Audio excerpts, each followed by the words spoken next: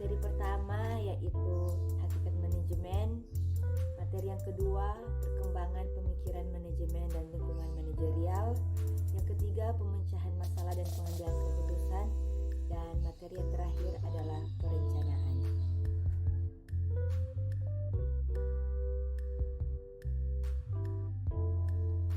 Kata manajemen berasal dari bahasa Prancis kuno manajemen yang berarti seni, melaksanakan, dan mengatur. Istilah manajemen juga berasal dari bahasa Inggris yaitu to manage yang artinya mengurus atau tata laksana. Pengertian manajemen menurut para ahli. Mary Parker Follett berpendapat bahwa manajemen adalah seni dalam menyelesaikan pekerjaan melalui orang lain. Manajer adalah seorang pegawai di suatu perusahaan yang bertugas mengkoordinasi berbagai kegiatan dari para pegawai perusahaan. Kegiatan para pegawai perusahaan perlu untuk dikoordinir agar para pegawai dapat bekerja dengan baik. Pekerjaan yang dilakukan dengan baik tentu akan membuat perusahaan bisa mencapai sasaran dengan tepat. Pengertian manajer menurut seorang ahli. Robert Tannenbaum mengatakan bahwa manajer adalah seseorang yang dapat mengarahkan orang lain dan bertanggung jawab atas pekerjaan tersebut. Ada 3 tingkatan manajemen. Yang pertama, manajemen tingkat atas atau top level management. Manajemen tingkat atas adalah yang dimaksud para pimpinan organisasi perusahaan seperti manajer-manajer dengan jabatan penting yang bertanggung jawab penuh dalam mengendalikan kegiatan di suatu perusahaan. Yang kedua, manajemen tingkat menengah atau middle level management. Manajemen pada tingkat ini adalah manajer yang satu tingkat di bawah manajer tingkat atas. Manajer di tingkat ini bertanggung jawab untuk melaksanakan rencana dan kebijakan yang telah dirumuskan oleh manajemen tingkat atas. Yang ketiga, manajemen tingkat pertama atau first level management. Manajemen tingkat pertama ini bertanggung jawab langsung di lapangan atas operasional atau pekerjaan yang dilakukan setiap harinya oleh para karyawan. Kita masuk pada materi yang kedua yaitu perkembangan pemikiran manajemen dan lingkungan manajerial. Teori manajemen klasik terbentuk sebagai upaya menemukan cara terbaik untuk memanajemen dan mengerjakan pekerjaan. Aliran manajemen klasik atau Classical School of Management terdiri atas 2 cabang, yaitu aliran saintifik klasik dan aliran administrasi klasik. Aliran saintifik klasik muncul akibat adanya kebutuhan untuk meningkatkan produktivitas dan efisiensi.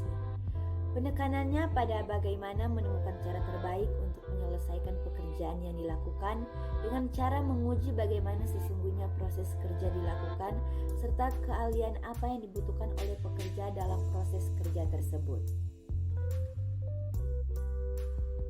Aliran administrasi klasik berkonsentrasi pada organisasi secara keseluruhan. Penekanannya lebih pada bagaimana menciptakan prinsip-prinsip manajerial ketimbang cara-cara kerja yang baru. Perkembangan pemikiran manajemen neoklasik. Pada umumnya, teori atau aliran ini muncul akibat dari adanya banyak kekurangan dan lemahnya teori klasik. Teori neoklasik menanamkan anggapan bahwa manusia itu adalah makhluk sosial yang sangat perlu menyatakan ambisi dan yang menjadi tujuan hidupnya. Perkembangan pemikiran manajemen modern. Ilmu manajemen mulai berkembang diawali dengan teori klasik, kemudian disusul dengan teori neoklasik. Lalu seiring berkembang kebutuhan yang serba cepat, praktis dan efisien, muncul teori baru yaitu teori manajemen modern yang lebih menekankan pada aliran kuantitatif dan merupakan gabungan dari operation, research, dan management science. Pemikiran manajemen postmodern. Postmodern organisasi dimulai dari generasi milenium ketiga menunjukkan relik yang modern usia. Semua permasalahan itu harus sudah diselesaikan atas dasar pengetahuan, goal rasional, dan tindakan yang ideal. Lingkungan manajerial terdiri dari 4. Yang pertama lingkungan internal, yang kedua lingkungan eksternal, yang ketiga lingkungan global, dan yang keempat lingkungan manajerial kultural. Kita masuk pada materi yang ketiga, yaitu pemecahan masalah dan pengambilan keputusan. Polya mengemukakan pemecahan masalah berarti mencari jalan keluar dari sebuah kesulitan, suatu cara keluar dari rintangan, mencapai suatu tujuan yang tidak seketika dapat dimengerti.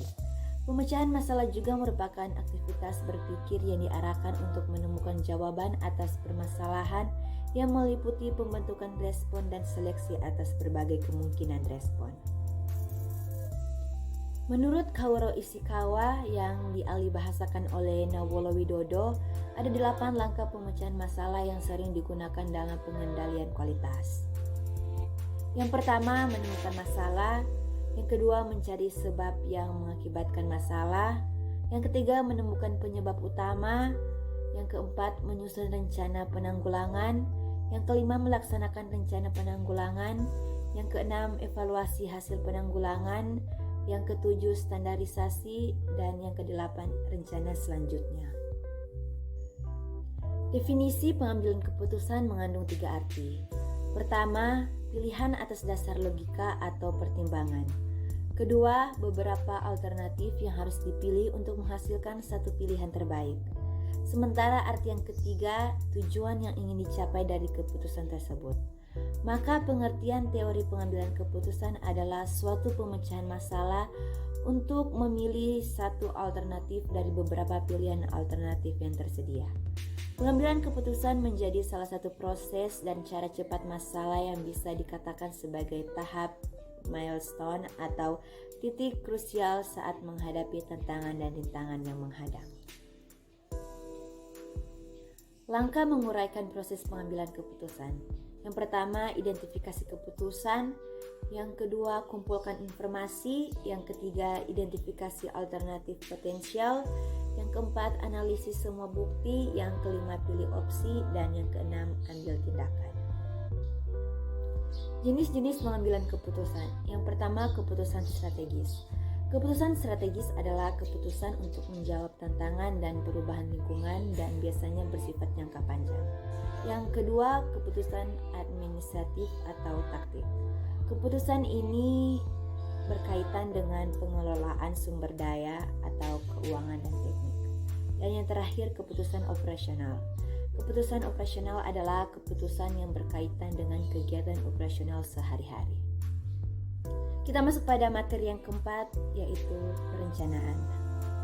Perencanaan atau planning adalah fungsi dasar atau fundamental management karena organizing, staffing, directing, dan controlling pun harus terlebih dahulu direncanakan. Perencanaan ini adalah dinamis.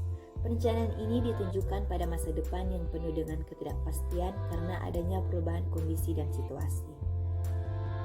Perencanaan menyediakan organisasi untuk melaksanakan dasar manajemen yang efisien. Berikut adalah pentingnya perencanaan.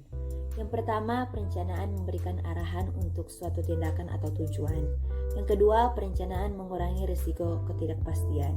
Yang ketiga, perencanaan mengurangi kegiatan yang tumpang tindih dan boros. Yang keempat, perencanaan mendorong inovasi dan kreativitas. Dan yang kelima, perencanaan menetapkan standar untuk pengendalian. Secara umum, perencanaan dapat dibedakan menjadi 3, yaitu berdasarkan ruang lingkupnya, berdasarkan tingkatannya, dan berdasarkan jangka waktunya. Ada 4 proses dalam perencanaan. Yang pertama, menetapkan target atau tujuan. Yang kedua, merumuskan keadaan saat ini. Yang ketiga, mengidentifikasi segala kemudahan dan hambatan. Dan yang keempat, mengembangkan rencana atau serangkaian kegiatan untuk pencapaian tujuan. Adapun hambatan-hambatan dalam penetapan perencanaan. Yang pertama, tujuan yang tidak tepat. Yang kedua, sistem penghargaan yang tidak tepat. Yang ketiga, lingkungan yang dinamis dan kompleks. Yang keempat, keengganan untuk menetapkan tujuan. Dan yang kelima, penolakan terhadap perubahan. Ada 4 cara untuk mengatasi hambatan perencanaan. Yang pertama, pemahaman maksud tujuan dan rencana. Yang kedua, komunikasi dan partisipasi. Yang ketiga, konsistensi, revisi dan pembaruan. Dan yang keempat, sistem penghargaan yang efektif.